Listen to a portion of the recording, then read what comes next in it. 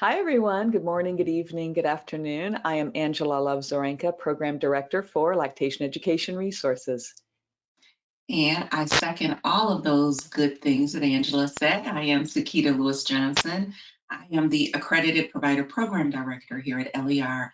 Welcome and thank you for joining us. So we're going to have a little bit of real talk about being and becoming an IBCLC. So just a little background about Sekeita and myself. For me, I am a board certified lactation consultant for about 25 years. I've been working in community support, peer support for over 30 years. I've worked in a private practice, hospital setting, baby-friendly facility, and have served on various boards of directors throughout the years. How about you, Sekeita? I feel like I can say the same, Angela. I bring you greetings as a former labor and delivery nurse, now family nurse practitioner. I've been in the nursing field for over 25 years. I've been a lactation consultant for about 15 years, and my experience mirrors Angela's for real. Like board of directors, I'm also a nursing educator as well, and so yeah, we share experiences. We share experiences and we have similar views as well as different views. And so you are lucky today to be here in that we get to have this conversation together about how to become an IBCLC. But first, just a little bit of housekeeping. So if you'd like to ask questions, take a look at the GoToWebinar interface, and you see that blue arrow. It's pointing towards the area where you can ask questions. That is both for questions and for chat. So if you'd like to say something to us, for example, where you are participating, where in the world you are participating today, feel free to do so. If you're on your mobile device, take a look at the green arrow pointing down at the bottom and the question mark which is there, and you can tap on that and also let us know where you are listening today. Now, joining our webinar today is Julie Grimes, and Julie is a board certified lactation consultant, one of our instructors, and a member of our customer support team. She's going to be monitoring the questions in the panel, and we'll answer some, and she's going to leave a few for Sekeita and I to answer live.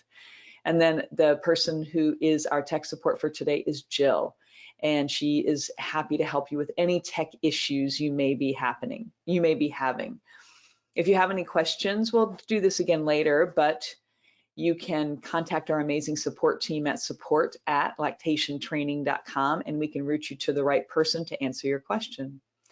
Now let's dive in and take a closer look at what a lactation consultant is and how you can follow your passion and become one.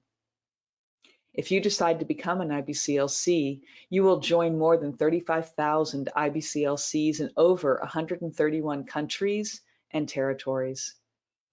Credentialing as a lactation consultant is offered by the International Board Certified Lactation Consultant Commission. You can take a look at their website, ibclc-commission.org. They have different regional offices, depending on where in the world you reside or work. Review the requirements and pathways to become eligible to take the IBCLC certification exam. Well, what do you need to know? The detailed content outline or exam blueprint is based on a survey of IBCLCs in various practice settings around the globe. The outline covers all of the topic areas and the chronological stages an IBCLC needs to know in their work. LER courses cover the entire detailed content outline, and our courses are approved by LARC. That's the organization that evaluates and approves lactation consultants training courses. Now, Sekeita's going to ask a few questions for you to ask yourself today. Sekeita, what are those questions? Thank you, Angela. So, as being part of like more of a reflective clinician myself, I think it's important that before we begin, that you really consider these questions. You may need to write them down, or maybe you have a great memory and things stay stuck in your head. But as we're going to talk about several of the skills that are necessary to becoming an IBCLC, and not just becoming an IBCLC, but becoming a very well-rounded, experienced IBCLC, enough to sit for the exam. Anyway, if you want to ask your questions, you want to ask yourself these questions. Do I have these skills? We're going to talk about a whole bunch of them. And don't worry if you don't have the skills. If you don't have the skills, then the next question would be, where will I get these skills? And we'll help you along the way to kind of hopefully answer some of the questions, but recognizing that there are people all over the world on this call. There are people from different geographical locations that may not have a lot of resources as far as clinical hours and those sorts of things. So hopefully we can answer the questions. You'll be able to reflect on them yourself and then be able to find out your path and how you're going to achieve your success to becoming an IBCLC. So what makes an IBCLC? I'm going to talk about a lot of other skills, but the foundation of every single profession is competency. So an IBCLC is competent, meaning they have the knowledge, the skills, the attitudes to really be able to master their skills and their profession. And what I mean by that is that we know that some of you on this call may be beginning in this field, so you may be a real true novice. Some people may be in this field and maybe they've worked with parents and their babies and moms and dads and, families regarding breastfeeding and chest feeding. However, when you develop and when you're starting to go to really hone in on what it means to be an IBCLC, sometimes things have to shift in some ways of knowing, some ways of doing, and some ways of being. But all in all, the foundation, which is where you get your knowledge, where you get your skills, and your attitude and your approach to your clients that you serve, serves the foundation of how competent we are when we are providing services to clients. Culturally appropriate and credible. So I'm going to start off right off the bat with just saying how important it feels and mean, what it means to be culturally appropriate. And I'm using a feeling word simply because I don't know about anyone else on this call, but I've been in certain clinician provider relationships and I've been like, or patient and clinician providerships and like, I don't know if that was really an appropriate thing to say, right? And so what happens when we walk into clinical situations and we don't really just sit with humanity and cultural humility? Sometimes we can lose credibility, right? And so really thinking about, what it means to be culturally appropriate. Sometimes you will hear professionals talk about this as culturally competent, right? But I want to just challenge that assumption of, can you really be competent in someone else's culture, right? There are subcultures within cultures. And so it's truly important to just be culturally appropriate. And the way we do that is really by looking within ourselves. And that is cultural humility. It's just this lifelong process by which we examine our own beliefs, our own values, and we make sure that we are not putting our system and our stuff onto the families that we serve, right? Once you do that, you're establishing a couple things. You're establishing trust, which sometimes is lacking. And you're also establishing credibility. So I love culturally appropriate because, again, it starts with a self-examination. It starts with us, stepping back and saying, I don't know, just because this person's from this culture, I don't know everything about this person, right? And so just being cognizant of that, because one of the things that I've heard, believe it or not, in my career is, certain people will say things like, oh, they don't do this, or they don't breastfeed, or this culture doesn't do that, or they wouldn't want skin to skin. I mean, like, I've heard some bizarre things, right? And so it's very important that we don't look at people like that because, we don't know that unless the person themselves has really told us that well, that's not what I do, right? That might be what it seems like culturally, but that's not part of what I do. And so that again lends to credibility. The other piece about credibility is, are you a credible resource? And when I say that, I'm not speaking from the sense of, yeah, you're a credible resource because maybe you've breastfed or chest fed before, maybe, but no, we can't go off of our own experiences. So the basis of this is if someone asks you a question and you don't know the answer, do you try to answer it anyway, or do you say, hold up, let me get back to you? Or do you say, oh, I had this experience and this is what it is? So you want to be careful to make sure that when you are asked a question, that you don't go off of your lived experience. You go off what does the evidence say?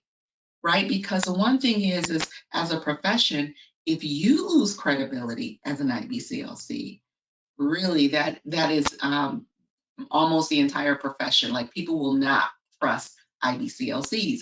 And I've seen this in practice. And really, when we talk about the real realities of becoming an IBCLC, this is one of the real things that we have to contend with, is when someone gives misinformation, and then it's like, whoa, they just relied on going off of a whim.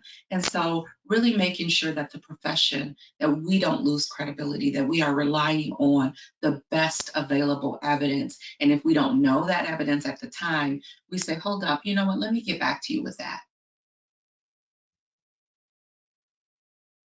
Another reality of being or becoming an IBCLC is becoming either a policy advisor or a policy creator. So yes, we have IBCLCs that work to influence policy, either by creating them or just being a stakeholder and sitting in rooms, being knowledgeable about policies that impact not just IBCLCs, but also impacts the families that we serve.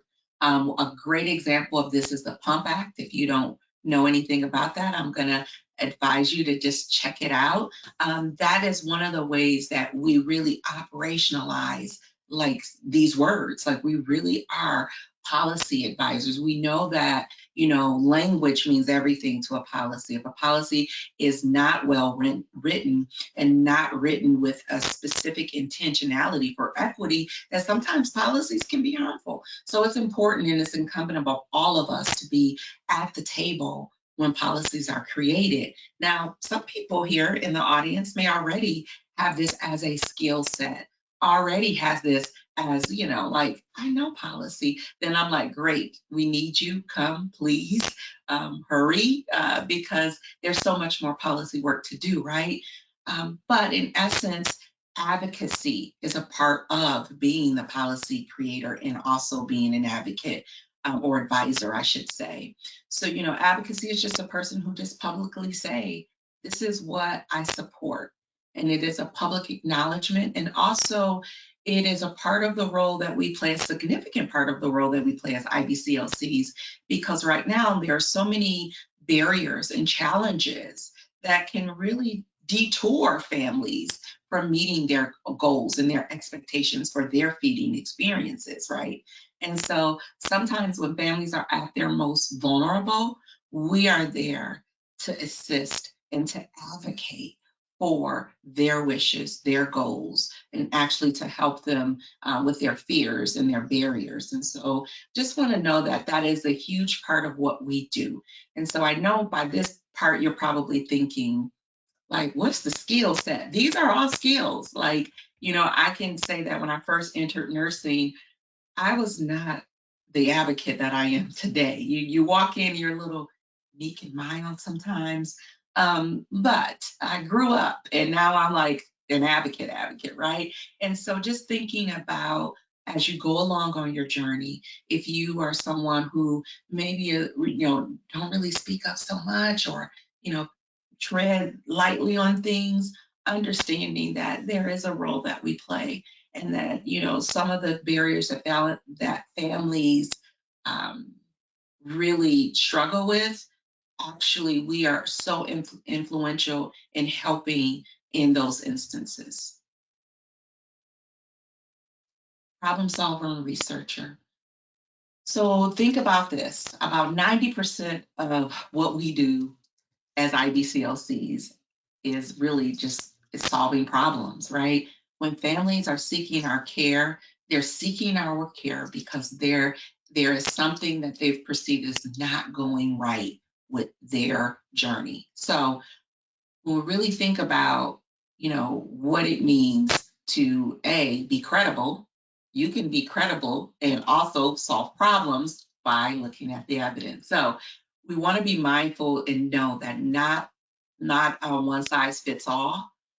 When we are looking at situations like for example, we know that latch and positioning, right? We know there's certain latch, there's certain positionings, but also we have to sometimes problem solve based on what could be going on with the baby, based on what could be going on with mom or the lactating parent. So really not looking from an angle of I have all of these skills and now I'm just going to blanket them and they all mean the same for everyone. So being a problem solver means to really just look at this and say, I got to research this, or let me help you with this and let's solve this together.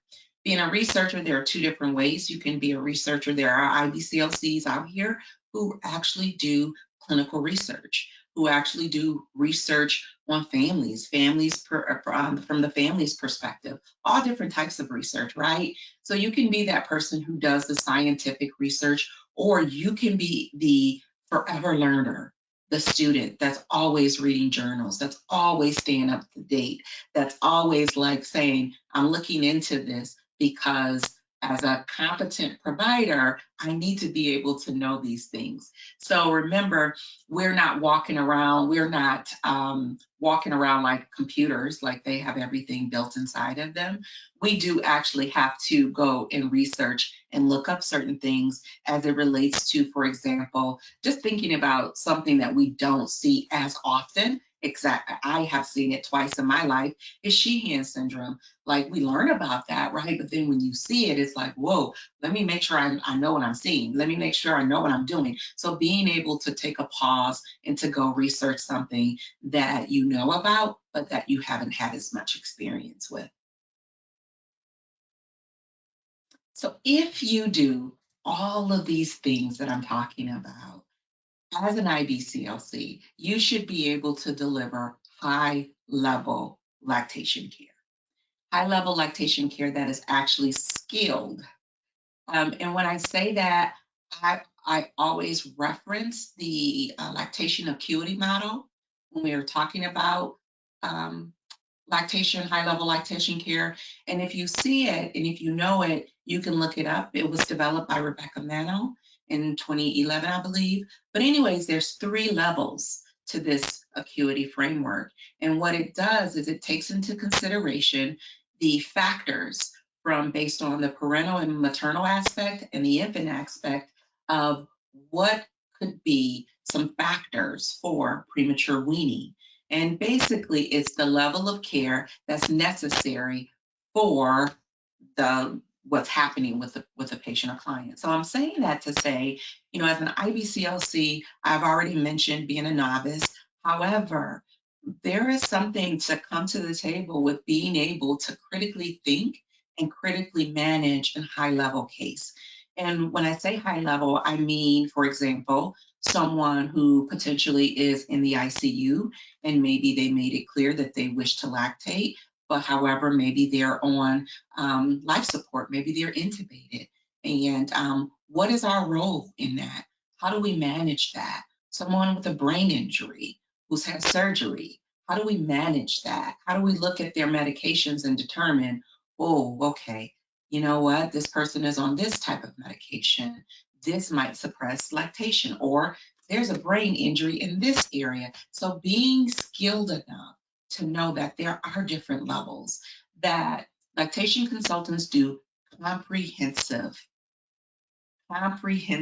lactation assessment and care. And that means from the history and physical all the way through taking a deep dive and during the care plan and the follow-up. And so being skilled enough to be able to manage, level 2s and level 3s. And the reason why I'm referencing level 2s and level 3s, because theoretically, based on this model, a level 1 model is a level where your breastfeeding support providers, your registered nurses, anyone who supports and have really a basic foundation of breastfeeding assistance or lactation knowledge can manage level 1. But when we're talking about high level care, we're talking about the level 2s and level 3s based on the security framework. Essential and timely. So one of the things we found out during the COVID pandemic was that essential became a true, really buzzword. And we also found out that yes, lactation consultants are essential, even though folks are trying to say we weren't, right? What we know is that babies were still being born and families still needed assistance. And oftentimes, the timeliness of that assistance or lack of timeliness in that assistance could make or break the feeding situation. And so we found out that, you know what, at the end of the day, during emergencies, human milk was what was necessary to actually help protect babies during the pandemic. So absolutely, it was incumbent on us to not just, show up, but to show up in a timely manner. And so we found out that yes, we are needed, and as folks were trying to really travel the unknown of the pandemic, we still had to say, yes, we are frontline workers. We need gloves, we need masks, we need all the things that sometimes there were barriers to us getting. But at the same token, moving around those barriers and saying families still need assistance. And so we have to make it really clear that, yes, there are times when telehealth is phenomenal. There's telehealth really started to boom after the pandemic, really for lactation, that is. But, sometimes we need to be able to use all of our senses, and sometimes telehealth doesn't work, and sometimes families may not be equipped. What we found out is that sometimes there was bandwidth issues, sometimes there was camera issues, there were lighting issues, so many things that can happen. So I just want to be sure that we all know as IBCLCs that it's so critically important to understand the nature of what we do, and that it is so critical important to families that when we say we are IBCLCs, that we show up with timely, skilled lactation support. Becoming a trusted, collaborative care partner is extremely important. For me, I love the phrase collaborative care partner, and I use this all the time because it assumes that I am not the center. It assumes that I'm collaborating with my client. I'm not the decision maker. I am really trying to figure out what their goals are, what their fears are, what their barriers are. And then I know that all of those things takes precedence over the goals that I may have for them, right? And so, what I'm saying is I know that when we talk about exclusive, optimal infant feeding, we're talking about the recommendations from the World Health Organization and the American Academy of Pediatrics, being that 6 months of exclusive human milk feeding, right?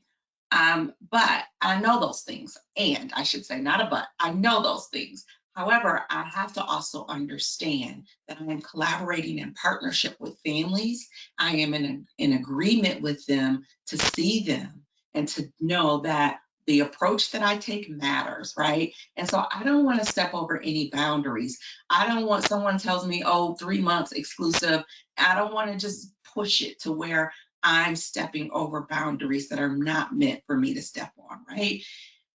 So that's how you become trusted, honestly, like really knowing that, the client can trust you to see them, to hear them, to see the essence of their humanity and their set of circumstances, and really to do what it is to honor those and lean into them, right? Because when we go into certain clinical situations, for example, one of the things that I always talk about is someone says, okay, I need latch assistance, right? And we assume that it means that we want them to handle their baby and handle their body. And we just go in and we're like, I've been doing this for 15 to 20 years. Let me just, here you go. Let me take the baby. Let me do this. Trust is like gone out the window, right? One of the things we should be always doing is asking before we touch. And also asking, what type of latch assistance do you need? It could have just meant the person just wanted the provider to look and see if the latch, if they did it correctly, right? So making sure that we are walking into these situations with a collaborative spirit, not the spirit of I'm the expert, because people truly are the experts in their own bodies, right? All right, person-centered care, right? So all the things I talked about, culture, care, communication, collaboration, the person is at the center of it all. And that's what I was trying to get to in that last slide, is that when you center the person, their values, the things that they would like to see in their care, and you are collaborating with them and you're communicating in a way that is culturally appropriate, and you come in with a caring attitude, that is person-centered care. A lot of times these words become buzzwords, but I've just given you a list of ways and examples and opportunities to really truly operationalize what it means to deliver person-centered care.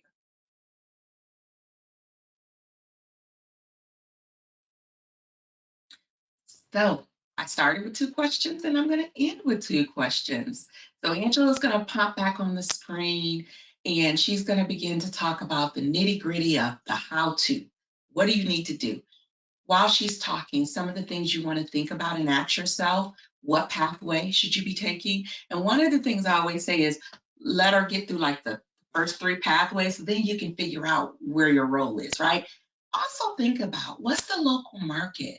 Where are you? Wherever you are, like what does it look like? How many IBCLCs are in your area? You know, is it saturated? And the answer to that is already no. I'm telling you that already. The answer is no. There's no areas that are saturated. But what does the local market look like?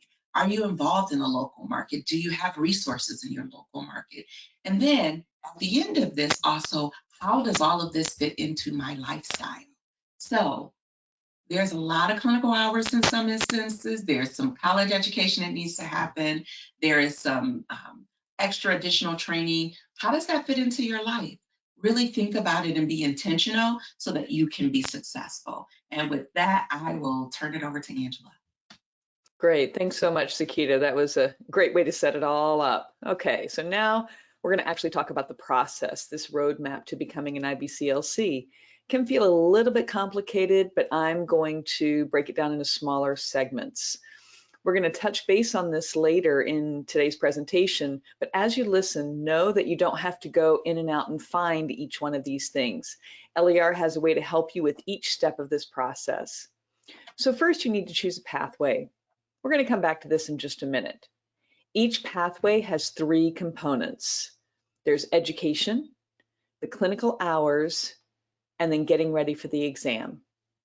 Okay, the first component is the health sciences education. This is typical education for healthcare providers. There are 8 post-secondary or university level courses and 6 general education subjects. You can find a full list of each of the 14 subjects on the IBCLC Commission website. You can search for it or find the link in the handout, which is also found in the GoToWebinar interface. The 8 university level courses are, and you don't need to write these down now, they're biology, anatomy, physiology, infant and child growth and development, introduction to clinical research, nutrition, psychology or counseling skills or communication skills, and finally sociology or cultural sensitivity or cultural anthropology. They can be online or in person, as long as the institution is accredited to provide the learning. If you took any of these courses during your college career, they count, even if it was 20 years ago. LER has created an amazing collaboration with Walden University to provide these basic courses. Walden is online and we have chosen the courses that best fit the Commission's requirements. We've also negotiated a special discounted rate for each one of the college courses. No matter where in the world you reside or work, you can take them through Walden University. Now, the 6 general education subjects are medical documentation, medical terminology, occupational safety and security for healthcare professionals, professional ethics for health professionals, universal safety precautions and infection control, and basic life support.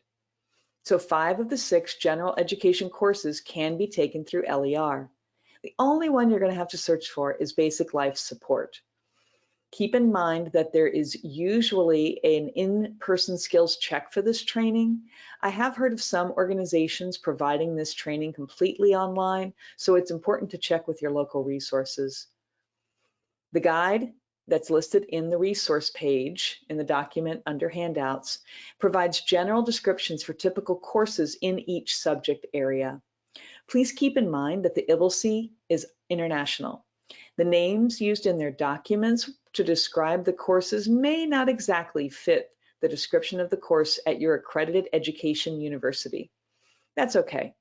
You will note these broad terms with the understanding that there is no one universal description for what a course in, say, clinical research is supposed to cover. Why are these 14 courses required? Because the IBCLC is a standalone credential, meaning you don't need another certification, degree, or license to practice as an IBCLC. Once you pass the exam, you will be an allied healthcare professional.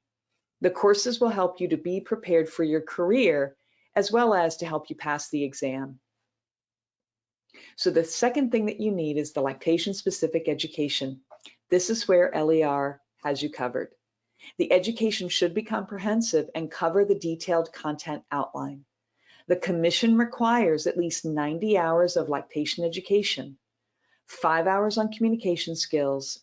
Our 5-hour course is specific to lactation and breastfeeding care to help you in your practice as a lactation consultant. The third component is lactation-specific clinical experience. This can include in-person consultations, telephone consultations, or online breastfeeding and lactation care that supports breastfeeding families. It also includes lactation assistance to pregnant and breastfeeding clients and lactation education to families and/or professionals. These hours are to be obtained within the 5 years immediately prior to applying for the exam. Well, how many hours do you need? That depends on your pathway. So the quick overview is there's pathway 1, and that one is for recognized healthcare professionals and those who provide support through an IBCLC recognized breastfeeding support counselor organization. According to IBCLC, healthcare professionals include physicians, nurses, midwives, dietitians, physical therapists or physiotherapists, speech pathologists, and others. Breastfeeding support counselors include those accredited through organizations such as LER, La Leche League, and the Australian Breastfeeding Association. Now, Pathway 2 applicants must complete a comprehensive academic program in human lactation and breastfeeding through an accredited university program. Their education has both didactic and clinical components, and they require 300 clinical supervised hours working with breastfeeding families. These organizations have been designated by LARC to provide this Pathway 2 program. I believe there are about 8 in the world. And so do take a look at the website if you know that you want to get a degree in breastfeeding and human lactation. Pathway 3 is a structured mentorship program between an IBCLC and the applicant. The IBCLC, those mentors, or the IBCLCs, if there's more than one, must be in good standing with IBLCE. Those who choose this pathway must have their program pre-approved by IBCLC prior to beginning to accrue their clinical hours. So just a quick note, for those of you who may have breastfed or chest fed or provided human milk for your child, the hours you spent nursing, pumping, and helping your friends doesn't count towards your clinical hours. Now, while 500 or 1,000 hours seems like a lot, there's a good reason why. Each candidate needs to have the clinical experience so they can provide competent care as an IBCLC. If it's any consolation, the number of required clinical hours used to be a lot more. I've known IBCLCs who needed anywhere from 2,500 to 8,000 clinical hours to sit the exam. Candidates who are applying for the IBLCE pathway through Pathway 1, just going back and going to dive down a little bit more deeply here, they need at least 1,000 clinical hours. For that person who's also a healthcare provider, the hours can be done in a hospital, birth center, clinic, lactation care clinic or practice, or through independent practice as a licensed or registered healthcare professional in a non-healthcare setting. For breastfeeding support counselors from an IBLCE recognized organization, their hours can be earned in person or online. The location and type of support depends on the criteria provided by the recognized organization. The hours need to be counted on an hour-by-hour basis. So 2 important points about clinical hours through Pathway 1. It's important for you to document your hours as you accrue them. Be very detailed in case IBLCE chooses to audit your application to take the exam. They may want to see documentation, such as a spreadsheet or some other document where you counted your hours. And the second point is that the 1,000 hours do not need to be directly supervised. Note that LER does have a program for those of you who are not already affiliated with a breastfeeding support organization. Our Hours program offers you a way to gather those 1,000 hours in your community. So digging into Pathway 3, it's 500 clinical hours. It's best done in a busy practice setting where you can work with many breastfeeding or chest feeding people and those providing human milk for their babies each day, such as a clinic or hospital setting. The hours count towards the 500 when you're actually working with families. Observation hours do not count. Clinical experience is graduated. That is, it starts with observation and then doing tasks under supervision, then completing those tasks independently with the IBCLC nearby to ask questions and discuss situations. LER has an internship program with many sites around the United States. Reach out to support at lactationtraining.com and we can connect you with our clinical internship director, Amy Black, to determine if we have a site in your area. If not, we can give you suggestions on how you can work with your local hospital to facilitate an internship site. Now, one thing that Amy wanted me to mention in this webinar is that you can't start to count your hours towards the internship requirement until both you and the IBCLC are comfortable with you working independently. Most interns spend approximately 75 hours in orientation before you can begin to accrue the 500 hours. Or you can take a look in your community to find a willing internship site or mentors. You may need to reach out to several people to find someone with the time, experience, and capacity to agree to be your mentor. It's important to find a good fit. Talk to others who've been through Pathway 3 to find successful strategies with finding that good mentor. Now, a lot of people are asking whether or not they can accrue clinical hours via telehealth during the pandemic. The quick answer is yes. The longer answer is paraphrased from IBLCE documents. They will allow the use of technology if certain parameters are met. You need to pay attention to privacy rules and the Code of Professional Conduct, as well as the clinical competencies for IBCLCs. The guidance has been extended through 30 September of 2024.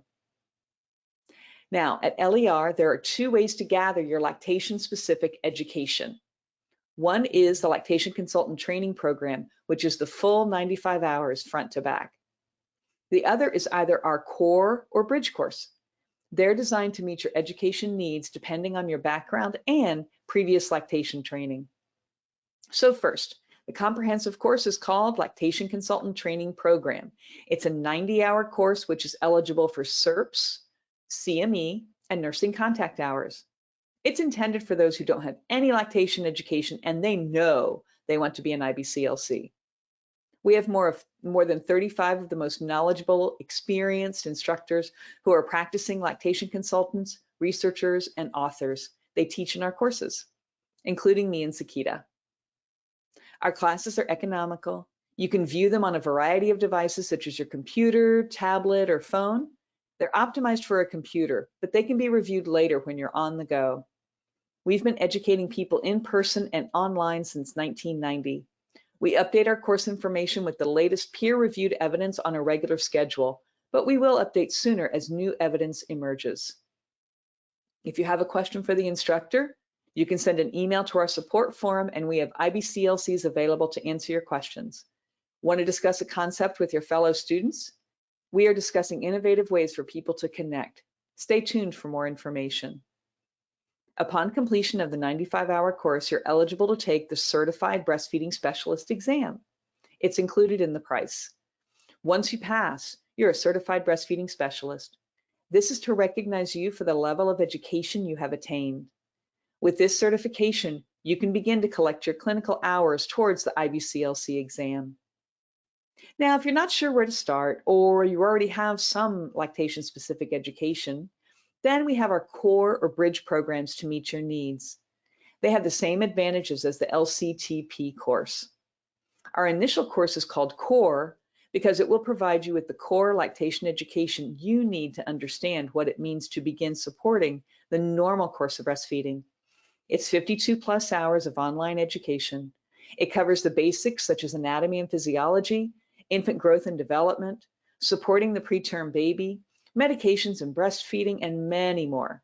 At the end of the course is the Certified Breastfeeding Specialist exam. Now, our Bridge course is ideal for people who have the basic lactation education components and they need an additional 45 hours to qualify for the IBLCE exam. Topics in our Bridge course include legal and ethical concerns for the lactation consultant, infant feeding and disasters, breastfeeding the infant with medical challenges, case studies, and clinical skills videos.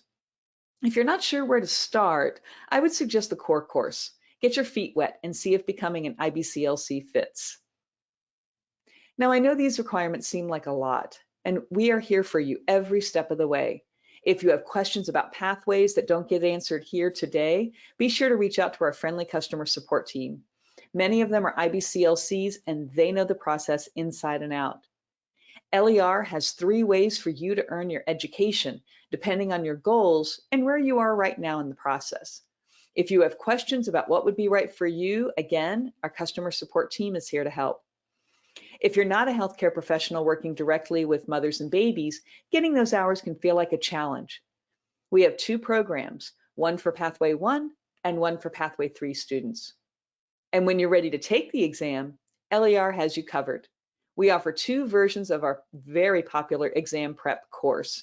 Both use the LER QBank system, which is a comprehensive system which includes practice exams, photo flashcards, anatomy flashcards, study schedule, and more. For those who take our 95-hour course, we include a discount to our exam prep course, and this is exam prep for the IBLCE exam. Our 90-hour course, as well as Core and Bridge, are available in Spanish.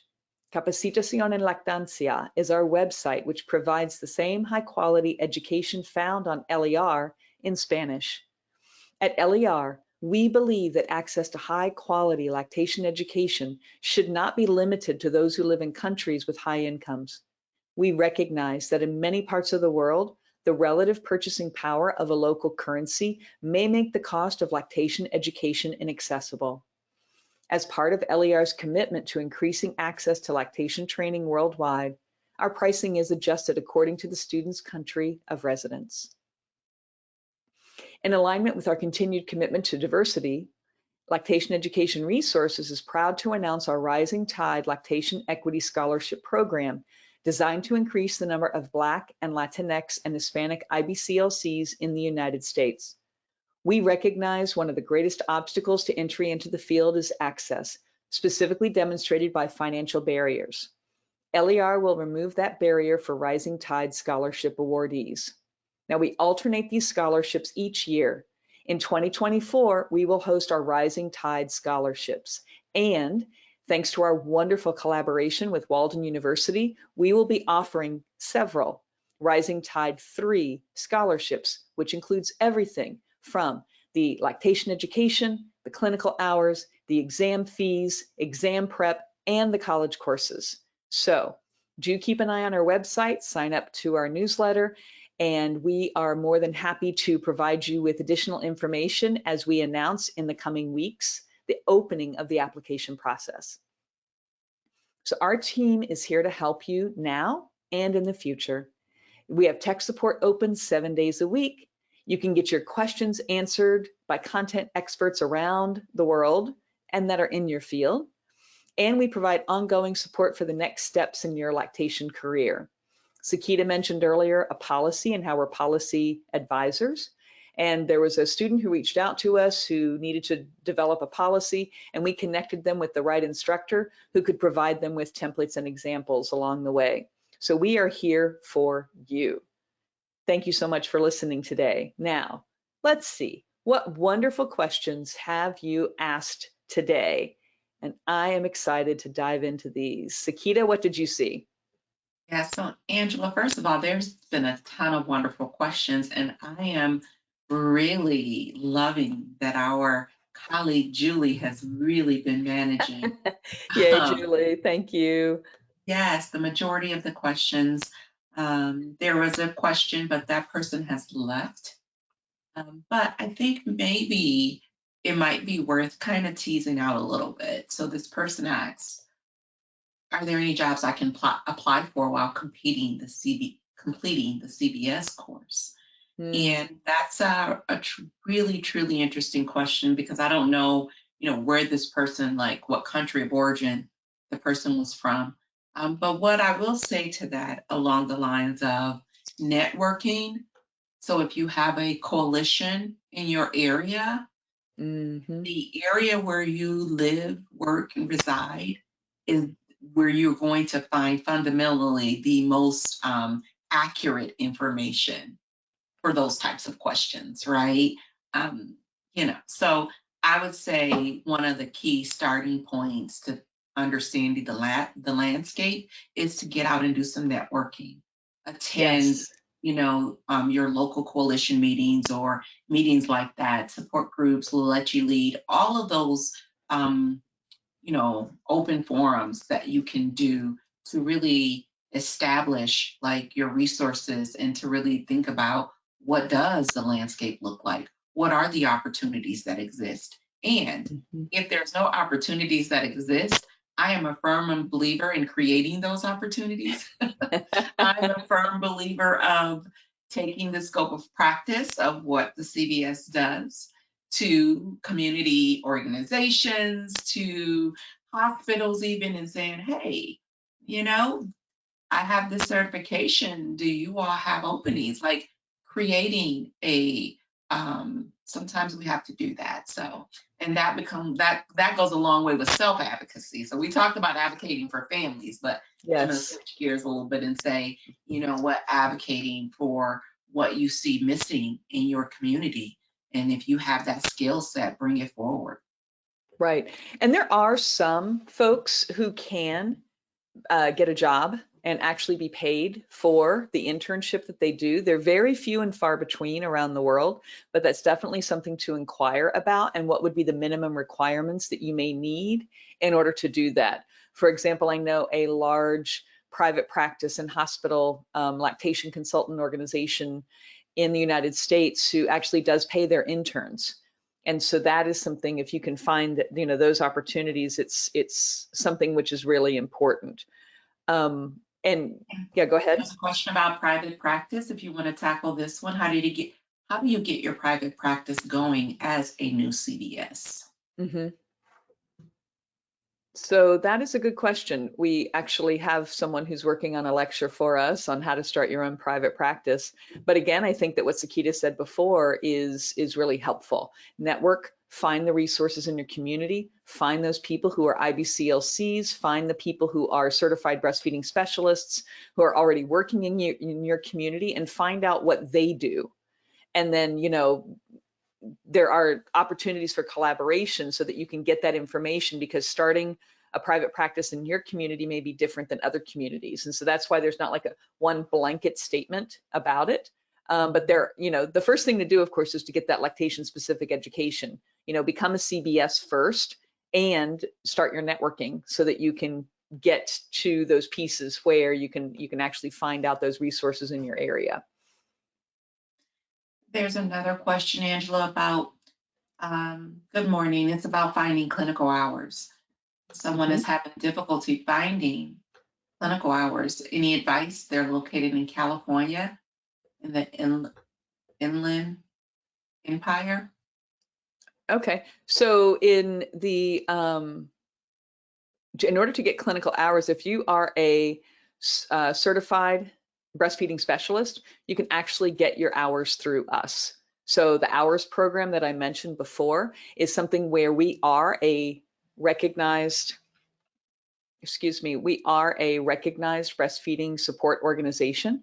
And as such, you're able to gather your clinical hours once you become a certified breastfeeding specialist.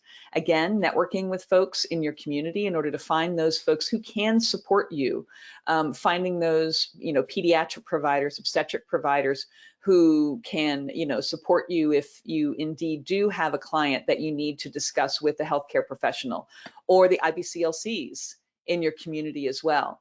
And what LER does is we actually will provide you with some of those resources. If you've got a question, you're going to do a prenatal, let's say, breastfeeding class, and you want someone to take a look at your curriculum. We're more than happy to take a look at the curriculums for our CBSs. If you've got a really tough case and you walk into something, because frankly, it's not if you walk into something where you feel a little overwhelmed, it's when you walk into that client's house or you walk into an office and you're chatting with the client and you realize that this is something which is beyond the normal course of breastfeeding and you want to chat with someone, you can, not right at that moment, I will be clear about that, but you can actually reach out to us and we can sort of discuss with you what's happening in that specific situation. So does that help? Did you have anything else, Sekeita? Yeah, well, there's just a kind of another question regarding internship opportunities in Canada. Are we able to help those in Canada find those opportunities?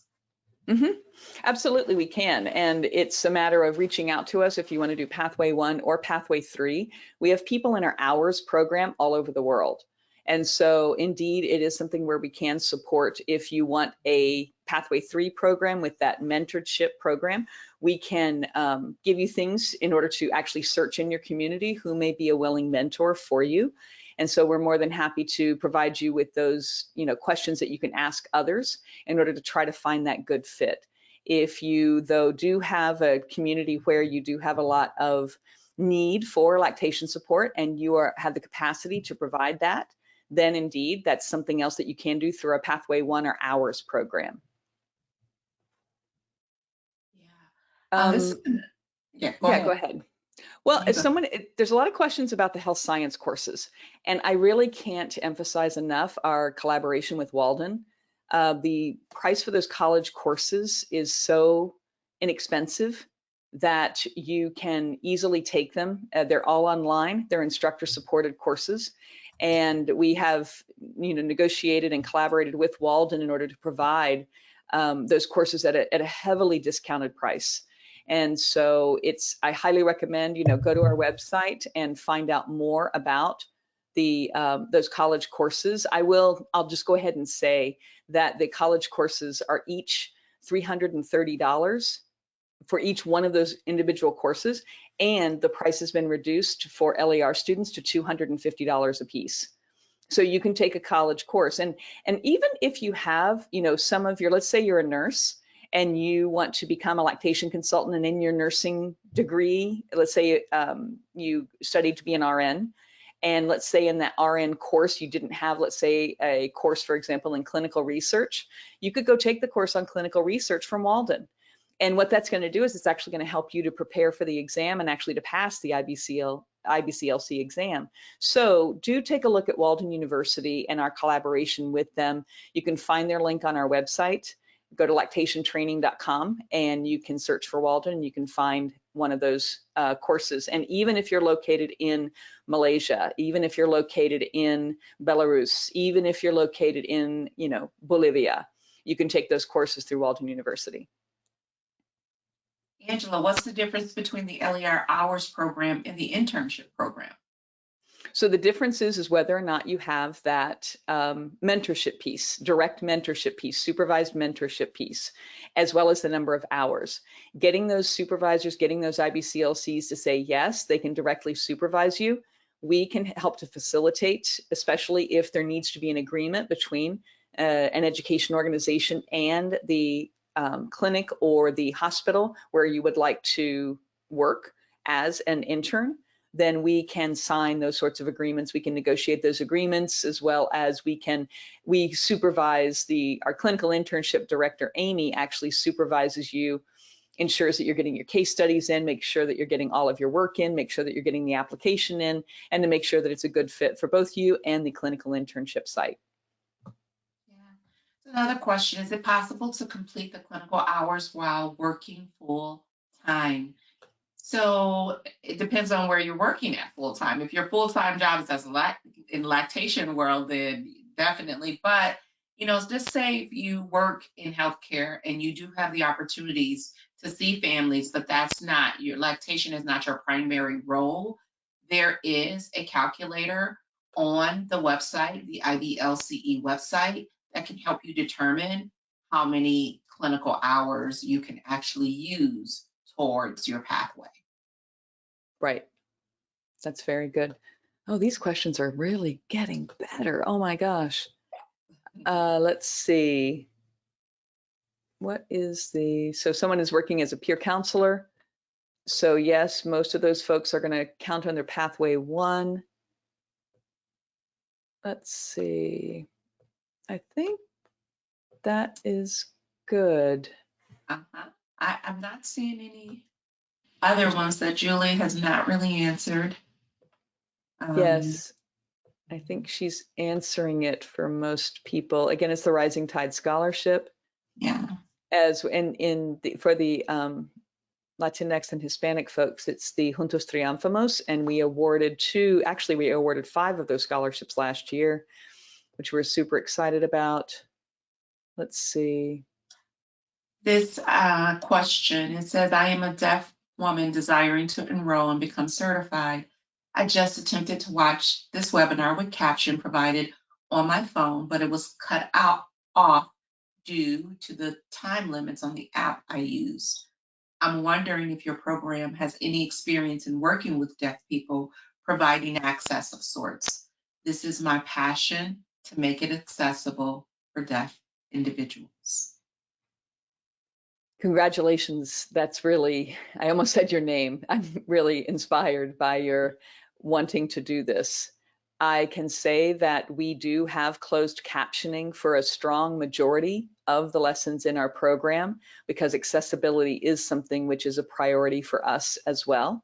And so if you would like to reach out to us at support@lactationtraining.com, we can let you know how much of our content has the closed captioning, and we can work with our content team in order to try to find ways for you to access this training. So we are working on that accessibility piece. So thank you very much.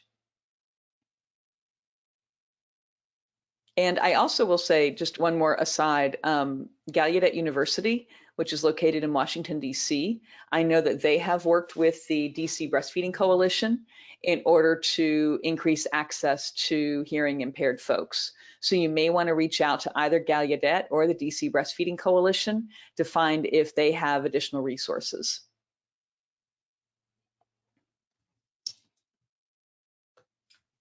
I think, Angela, I think that's it. I think we've covered all of the questions. We've covered the majority of things that need to happen to get started on this pathway. Yes. Is there anything else that comes to mind that you want to tackle? No, just let us know how we can support your journey. Really, our customer support team, they really do want to support you. We need more lactation support providers, lactation consultants out there in the world. So please let us know what we can do to try to make this a little easier for you. And we are happy to do it. Anything else? Yeah, we need more competent lactation consultants in the world. Yes, we do. Yes, we do. and it's for a reason. But yeah, I want folks to understand we have a heavy charge when it comes to infant feeding and making sure people get their meet their goals, and it's really hard work. So I really feel like everybody in our audience has the passion for it, right? It's the passion that's there, but also behind that passion has to come the dedication to really understanding the role that we are given when we pass that test and have these letters behind our name, that it is intentional. It means a lot. So yeah. Indeed, it Okay. does. Well, thanks everybody for joining us today. This has been fun. Yes. Thank you. Thank you. Thank you so much for all the wonderful questions, for just spending time with us. And as Angela said, please reach out if you have any questions. Have a great rest of your day. Yes. Goodbye.